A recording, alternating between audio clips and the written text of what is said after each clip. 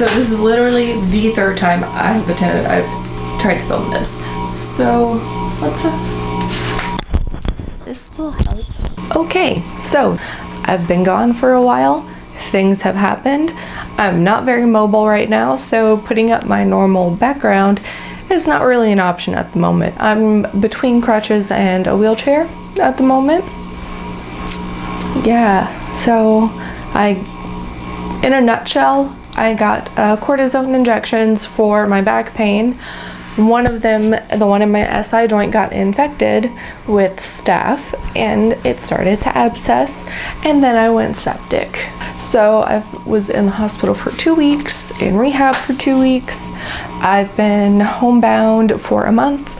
Anyway, I've had a whole bunch of videos planned that I had started doing, you know, testing out fragrances and writing notes and everything while I was, you know, still dealing with my back pain issues and stuff, but at least it's under control enough to where I can sit down and do something. I just can't walk.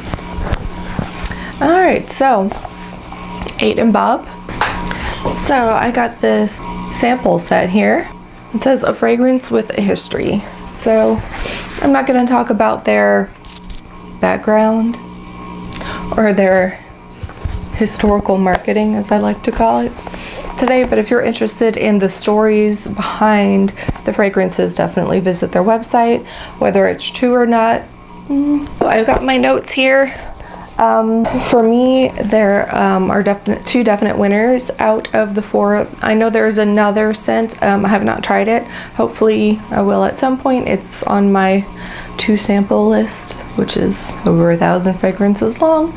So who knows? The first one that I tried was annndd, the original, and this is an eau de parfum concentration. The notes are listed as pink pepper, cardamom, violet leaf, lemon, labdanum, vetiver, dry woods, sandalwood, and amber. This one is marketed as a masculine scent, but it's definitely something that I would wear. This is one of the winners for me. On my skin, it lasted between 6 and 8 hours, depending on how much spraying. I'm not typically an oversprayer. The scent cloud is not very far reaching, so it's a relatively safe scent for work. I'd say someone in your personal space could probably smell you, but not someone in the next cubicle over. The opening of this fragrance is very fresh and airy. It's a very well balanced scent. It wears pretty true. There's not a whole lot of change that happens. It goes from very fresh and airy to very well balanced. It stays well balanced until, you know, the 6-hour mark, and it dries down to basically just sandalwood and vetiver. I can't smell much of the amber on my skin in this particular fragrance, but I think if there was too much in there, it would throw the balance of this particular one off. It's not super unique, but it's very well done. It's not an art piece. It's not complicated. It's just good. It's safe. It's very versatile. I think you could wear it to work. You could wear it casually. It would make a great special event fragrance. Yeah, I am definitely looking forward to at some point getting either a decant or I see they just released some small refill bottles, so maybe one of those. They didn't have those when I was first looking into these. They only had the spray bottles, so the price of a full bottle to me is not worth it. So I would buy either a decant or one of those refill bottles for sure. I will at some point, absolutely. The second one I tried was a Cap d'Antibes in an eau de parfum concentration. This one also lasted about 6 to 8 hours on my skin. The notes are listed as mint, violet, birch, cinnamon, moss, cedar, incense, aromatics, and vanilla. The opening of this to me smells like gin that has too much juniper in it.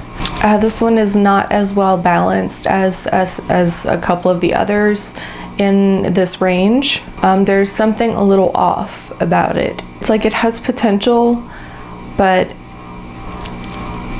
it almost feels to me like a fragrance that wasn't finished. Like, it hasn't been tinkered enough with yet. This one definitely could use a reformulation. It does have a really nice dry down though of cedar, moss, and incense. When I spray this one, it starts off really big as a room filler, but then it kind of calms down into like another personal space type scent cloud. So I would say if you're meeting someone or going somewhere, definitely spray this a little earlier than you are going to meet them, because it is real powerful at first. Now, my husband tried this one, and on his skin it turned super powdery. He can't wear violet. Anything with violet in it, it pulls straight powder on his skin. And my skin tends to not pull powdery at all. So that is something to be aware of. The third one I tried was Egypt, also an eau de parfum concentration. The notes listed are lavender, moss, lemon, cardamom, nutmeg, sandalwood, leather, and patchouli. Now this is a very interesting scent. There's like two parts to it. It opens up barbershop, straight masculine barbershop, which I don't mind, but is not my personal favorite to wear. However, once the opening wears off, it changes to spicy and woody and just very exotic. It's wonderful. This I think is my favorite out of all of them. I will definitely be getting a decant of this or one of those refills. The cardamom and nutmeg are just phenomenal in this. It's a sweet spiciness. It lasts, the heart of this lasts a long time. It's a solid 8 hours on my skin before it starts to dry down, and once it hits that 8-hour mark and it dries down, you can mostly smell the sandalwood and a little bit of leather.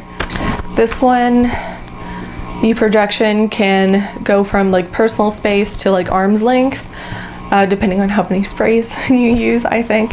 And this is also one that I think is affected by body temperature or the temperature surrounding you. So if you get hot and warm, it will definitely start to project more. The last one I tried is Memories de Mystique. This is an eau de toilette concentration. But for me, this one felt just as strong as the others. It didn't seem to have any less power at all. The notes listed in this are bergamot, petitgrain, neroli, orange blossom, jasmine sambac, osmanthus, woods, amber, and musks. When you first spray it, it is sweet, sweet, sweet orange flower, neroli, sweet. It is very powerful when you first spray it. It is very heavy. The orange flower and neroli stays through the heart, and then you can kind of get some more jasmine in there, just adding on to the sweetness. But there's also a bit of bitterness that punches through with the petitgrain, which I think is its saving grace. Still too sweet for me, definitely not my ballpark, but if that is sweet florals is something that you're into, definitely check it out. But bear in mind it does have a bitter punch to it, which is the part of it that I like, and I think that's the part that kind of helps keep it just from being completely saccharine. Now the lasting power on this one was not so good, probably due to the fact that it is an eau de toilette. 4 hours max. It is a room filler at first. It is huge. You spray it and someone can smell you from across the house. But after that, it's a skin scent after that. So after the big powerful boom goes away, it's a very up close and personal scent. So there you have it. Those are my opinions on the 8 and Bob sample set. I hope this was helpful. I think all in all, these are a bit pricey, on the pricey side for what they are, but I think if one of these falls into your wheelhouse, then it's definitely worth giving it a shot. There you have it. I'm trying to build my subscriber base. Please subscribe and tell your friends. If you know of anyone else that is into fragrances, please share this video with them. Ask them to subscribe also. Give me a thumbs up. Leave me some comments. I really like to chat about this kind of stuff, so leave me some comments. I will respond. And also link below is my Instagram if you want to follow me there as well. Thank you for watching. Bye.